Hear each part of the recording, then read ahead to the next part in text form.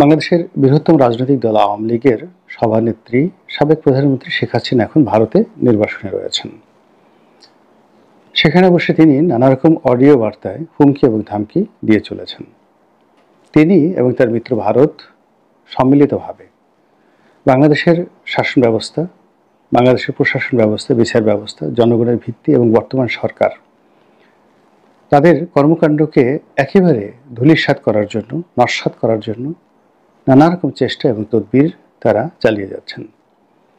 এবং সেই চেষ্টা তদবিরের যে পরিণতি কতটা নির্মম এবং নিষ্ঠুর হতে পারে, এটা নিয়ে ভারত বা শেখ হাসিনা কী চিন্তা করছেন তা আমরা বলতে পারবো না। তবে আমরা যেটা আশঙ্কা করি যে তারা তাদের স্বার্থ সিদ্ধির জন্য আমাদের স্বাধীনতা এবং সার্বভৌমত্বকে যদি শেখ হাসিনা বিসর্জন দেন আর ভারত যদি এটিকে গ্রাস করে, খুব আশ্চর্য হওয়ার মতো কোনো ঘটনা ঘটবে না। এর কারণ হলো, মানুষ যখন বিপদে পড়ে তখন ডাজ নট ম্যাটার তার আশেপাশে কে রইল, কি হলো, সে তখন নিজেকে বাঁচানোর জন্য প্রাণান্ত চেষ্টা করে। দ্বিতীয়ত, মানুষের যখন স্বার্থে আঘাত হানে তখন মানুষ তার সেই স্বার্থ সিদ্ধির জন্য খুন, জখম, রাহাজানি থেকে শুরু করে করতে পারে না, এহেন কোনো কুকর্ম নেই। তো এই মুহূর্তে ভারতের একই অবস্থা। বাংলাদেশে তাদের দীর্ঘদিনের মিত্র শেখ হাসিনার যে এইভাবে পতন হবে তারা কল্পনা করতে পারেননি। এটা যেভাবে শেখ হাসিনার পতন, একই সঙ্গে ভারতেরও পতন। ভারতের সীমাহীন গোয়েন্দা ব্যর্থতা।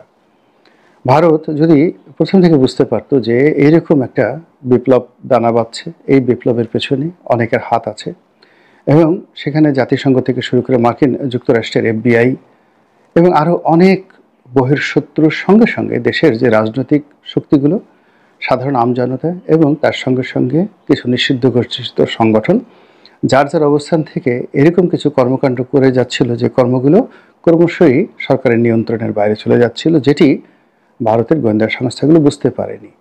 ফলে কি হলো, ভারত এখন ত্রিমুখী চাপের মধ্যে পড়েছে। প্রথম চাপ হলো শেখ হাসিনাকে আশ্রয় দেওয়ার কারণে তাদের দেশে শেখ হাসিনার বিপক্ষে যারা লোকজন রয়েছেন তারা নানা রকম দাবি দেওয়া তুলছেন।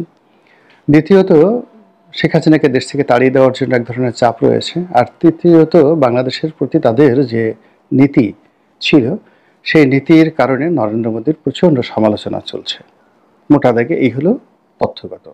আর যেগুলো বাস্তব, সেটি হলো যে বাংলাদেশের রাজনীতি যদি ভারতের নিয়ন্ত্রণের বাইরে চলে যায় এবং এখানে চীন যদি এসে ঘাঁটি করে, তাহলে সেক্ষেত্রে ভারতের যে 7 সিস্টার, সেই 7 সিস্টার ভারতে হাতছাড়া হয়ে যাবে। এবং ভারতের যদি 7 সিস্টার হাতছাড়া হয়ে যায়, আমাদের পার্বত্য চট্টগ্রাম হাতছাড়া হয়ে যাবে সঙ্গে সঙ্গে। অ্যাট দ্য সেম টাইম, একই সাথে এই ঘটনাটা ঘটবে। অর্থাৎ ভারতের 7 সিস্টার চলে যাবে, আমাদের চট্টগ্রাম, পার্বত্য চট্টগ্রাম এই অঞ্চলগুলো চলে যাবে। ফলে এটা নিয়ে ভারত যেভাবে চিন্তিত, তার সঙ্গে সঙ্গে কিন্তু আমরাও কম চিন্তিত নই। তো এই অবস্থাতে শেখ হাসিনা কি করবেন তার উপর কিন্তু অনেক কিছু নির্ভর করে। তিনি যদি ভালো করেন, তিনি যদি এই সময়টিতে এসেও আত্মোপলব্ধি করেন, তাহলে তার জন্য কল্যাণকর এবং আমাদের জন্য কল্যাণকর। এর কারণ হলো, এত বড় একটা রাজনৈতিক দলের নেতৃত্ব এখন তার হাতে এবং দেশের 35% মানুষের জনসমর্থন অন্ধের মতো তাকে অনুসরণ করছে।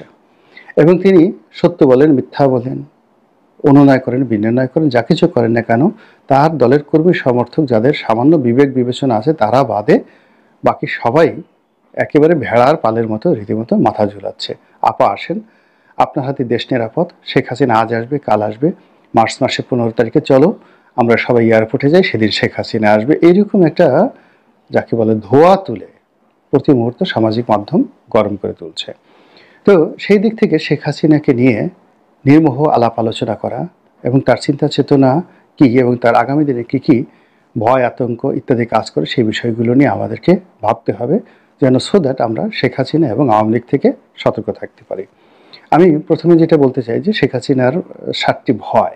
তার প্রথম ভয় হলো যে এই মুহূর্তে তার কাছে যে জিনিসটি রয়েছে সেটা হলো আওয়ামী লীগের নেতৃত্ব। এটি যে কোনো সময় চলে যেতে পারে। 111-এ তার এই অভিজ্ঞতা রয়েছে এবং সেই অভিজ্ঞতার আলোকে এখন যারা ক্ষমতায় আছেন তারা অনেক ক্যালকুলেটিভ, অনেক সামর্থ্যবান এবং একই সঙ্গে আওয়ামী লীগ 11 সময় যতটা দুর্বল ছিল তার চেয়ে এখন বেশি মাত্রায় দুর্বল। কাজেই শেখ হাসিনা যদি নেতৃত্ব হারিয়ে ফেলেন তাহলে তিনি সব কিছু হারাবেন। এটা তার প্রথম ভয়। দ্বিতীয় ভয় হলো ভারত যে কোনো সময় তাকে বের করে দিতে পারে। এর কারণ হলো যে ভারত একটি গণতান্ত্রিক রাষ্ট্র। এই রাষ্ট্রে কোনো কিছুই একেবারে যাকে বলা হয় পার্মানেন্ট কোনো কিছু নয়। তো সেক্ষেত্রে যদি তাকে বের করে দেওয়া হয় বা তাকে চলে যেতে বলা হয়, তিনি কোথায় যাবেন, কোন দেশে যাবেন, এটি তার ২ নম্বর ভয়। ৩ নম্বর ভয় হলো যে কোনো কারণে আমেরিকা এবং ভারত সম্মিলিতভাবে তারা যদি শেখ হাসিনাকে বাংলাদেশে হস্তান্তর করে, তাহলে একটি যাকে বলা হয় ইতিহাসের নির্মম একটি দৃশ্য তৈরি হয়ে যাবে।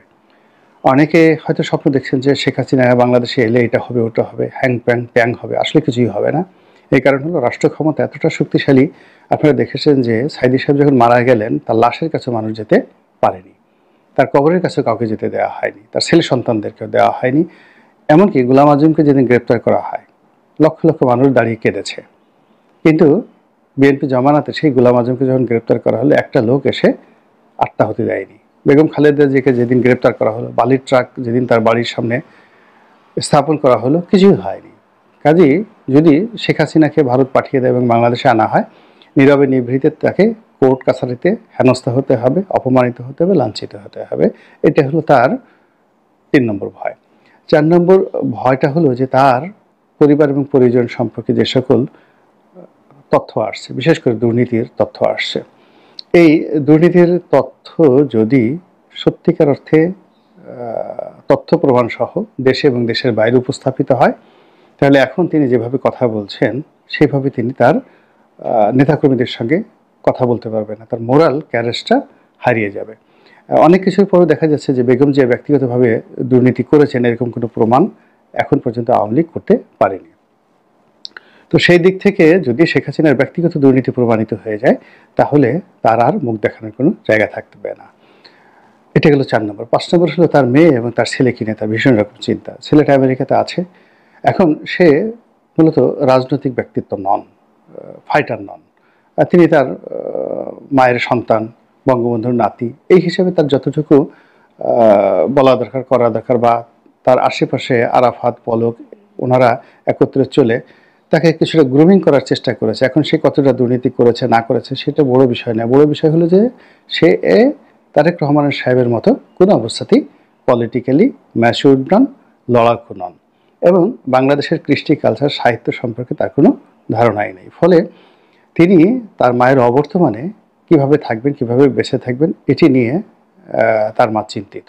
একই সঙ্গে তার বোন সাইমা ওয়াজেদ পুতুলের সংসার ভেঙে গেছে, জয়েরও সংসার ভেঙে গেছে, এবং এই অবস্থাতে সব কিছু এলোমেলোর মধ্যে এই দুটো সন্তান যে কোনো মায়ের জন্যই একটা লায়াবিলিটিস।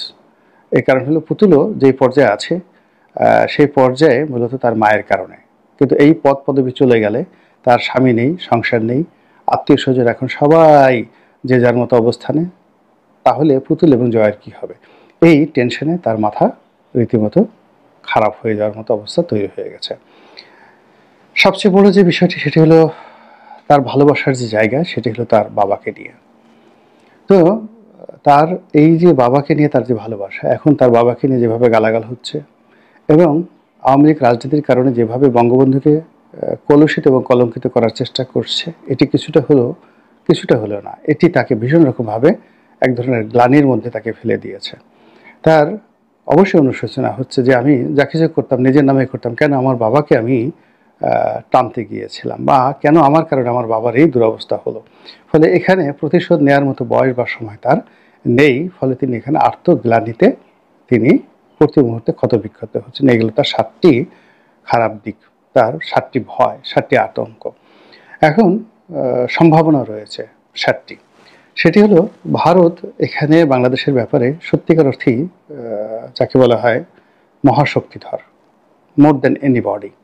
এখানে ভারত যদি শেখ হাসিনার জন্য শক্তি প্রয়োগ করতে চায়, তাহলে ভারতকে বাধা দেওয়ার মতো শক্তি এখানে কারো নেই। কোনো গ্লোবাল শক্তি তাকে বাধা দিতে পারবে না। এবং তারা যদি এই কাজটি করে, তাহলে রাশিয়াও তাদেরকে সমর্থন দেবে। আমেরিকা দূর থেকে হম্বিতম্বি করবে, কিন্তু মনে মনে খুশি হয়ে যাবে, এবং এটি ভারতের জন্য খুব বেশি দরকার। তো এটা হলো তার ১ নম্বর আশার বাণী। ২ নম্বর হলো যে এই সময়ের মধ্যে গত ৭ মাসে তিনি প্রমাণ করতে পেরেছেন যে তার চেয়ে বিশ্বস্ত বন্ধু ভারতের নেই, এবং ডক্টর মোহাম্মদ ইউনূস, জামায়াত ইসলামী, কিংবা বিএনপি অথবা এই যে ছাত্রদের যে সংগঠন, এদের কারোর সঙ্গে এখন পর্যন্ত ভারতের ন্যূনতম বন্ধুত্বপূর্ণ সম্পর্ক তো দূরের কথা, স্বাভাবিক যোগাযোগটি পর্যন্ত এখন পর্যন্ত হয়নি। এবং ভারত কোনো অবস্থাতেই বিএনপিকে এবং জামাতকে আস্থায় নিতে পারছে না।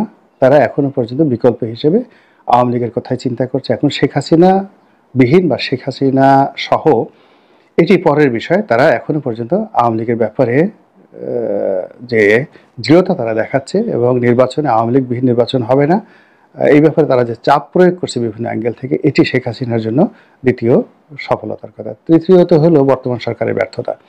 বর্তমান সরকারের সীমাহীন ব্যর্থতা তাকে উল্লসিত করছে, তাকে আশান্বিত করছে এবং তাকে ফিরে আসার জন্য স্বপ্ন দেখাচ্ছে। 4 নম্বরে যেটি রয়েছে সেটি হলো তার উন্নয়ন কর্মকাণ্ড। এখন দিন যত যাচ্ছে মানুষ তার এই উন্নয়ন কর্মকাণ্ডের কথা স্মরণ করছে। এক্সপ্রেসওয়েতে যাচ্ছে, শেখ হাসিনার কথা মনে হচ্ছে। পদ্মা সেতু দিয়ে যাচ্ছে, শেখ হাসিনার কথা মনে হচ্ছে। মেট্রো রেলে চলা হচ্ছে, শেখ হাসিনার কথা মনে হচ্ছে, ইত্যাদি আরও অনেক কিছু। কিন্তু এর পেছনে যতই দুর্নীতি অনিয়মের কথা আমরা বলি না কেন, পাবলিক কিন্তু সেই কথাগুলো খাচ্ছে না। এই গেল যাকে বলা হয় তার 4 নম্বর সম্ভাবনা। 5 নম্বরে হলো যে আমাদের দেশের জনগণ শাসক হিসেবে যে ধরনের মানুষ চায়, শেখ হাসিনার মধ্যে সেই গুণাবলীগুলো ছিল। এবং এই যে শেখ হাসিনার দৃঢ়তা এবং তার জিদ, তার কাজ করার ক্ষমতা, তার দ্রুত সিদ্ধান্ত গ্রহণ করার ক্ষমতা, ক্ষতি করার ক্ষমতা, উপকার করার ক্ষমতা। তিনি যদি বলতেন যে আজকে আমি অমুক জায়গাতে একটা গ্রাম তৈরি করে দেবো, 24 ঘন্টার মধ্যে তিনি সেই গ্রাম, ডিসিএসপির সব দৌলতে 24 ঘন্টার মধ্যে বাস্তুহারাদের জন্য একটা গ্রাম তৈরি হয়ে যেত। তিনি রাজনীতিতে সারপ্রাইজ দিতে ভালোবাসতেন। এই জিনিসগুলো মানুষজন খুব পছন্দ করে। নাটকীয়তা ভীষণ রকম পছন্দ করে। এটি হলো তার 6 নম্বর। আর 7 নম্বর হলো তার যে সঙ্গী সাথী তিনি তৈরি করে ফেলেছিলেন ব্যবসা বাণিজ্য, শিল্প, সাহিত্যে। এরা সবাই এই গত 7 মাসে সিমেন্টেড হয়ে গেছে। তারা বুঝতে পেরেছে যে আওয়ামী লীগ ছাড়া তাদের কোনো গতি নাই, তাদেরকে মরে যেতে হবে, অস্তিত্ববিহীন হয়ে পড়তে হবে, অথবা আওয়ামী লীগকে সাহায্য এবং সহযোগিতা করে তাদেরকে সেই আওয়ামী লীগের সাথেই থাকতে হবে। এই জিনিসগুলো তারা কিন্তু এখন মনে করছে ব্যবসায়ীরা। তো এই ব্যবসায়ীদের এই মনোবৃত্তির কারণে, কবি সাহিত্যিকদের মনোবৃত্তির কারণে, সাংবাদিকদের মনোবৃত্তি